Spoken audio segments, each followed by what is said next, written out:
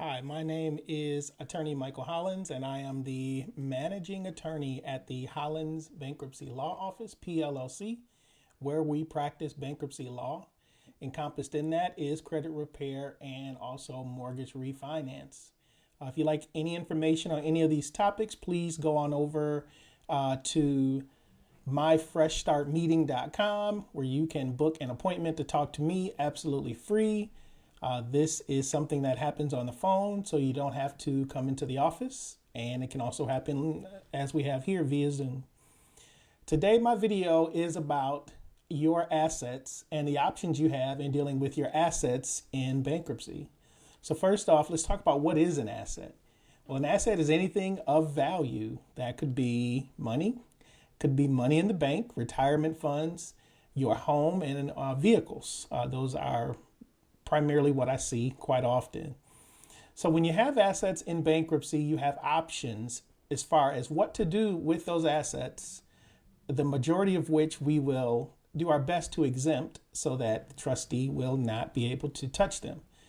But you have options even with exempt assets where you can surrender assets, you can reaffirm assets, and you can redeem assets. So what do I mean by that? Well, let's just take a scenario. Let's say that you have a car, and this vehicle you are still paying on, and you are paying on time, you like your vehicle and you want to keep it, where you have the option to reaffirm that asset in bankruptcy and basically tell the creditor, I like the deal we have, I'm going to continue to pay it, and that is the end of that. Well, let's take that same scenario, and maybe you have a car and maybe you can no longer afford that vehicle, or maybe the vehicle now is not worth as much as you're paying for it. You have the option to surrender the vehicle. You essentially can give that asset, in this case, the vehicle, back to the creditor, and that lien is removed and you're no longer liable. That is an option you have. You can no longer afford it. Maybe sometimes you owe substantially more than it's worth. You can just give it back. And then you also have an option to redeem an asset. So in that same scenario where the car is not worth as much as you're paying, you have the ability to pay what the car is actually worth and not what you owe.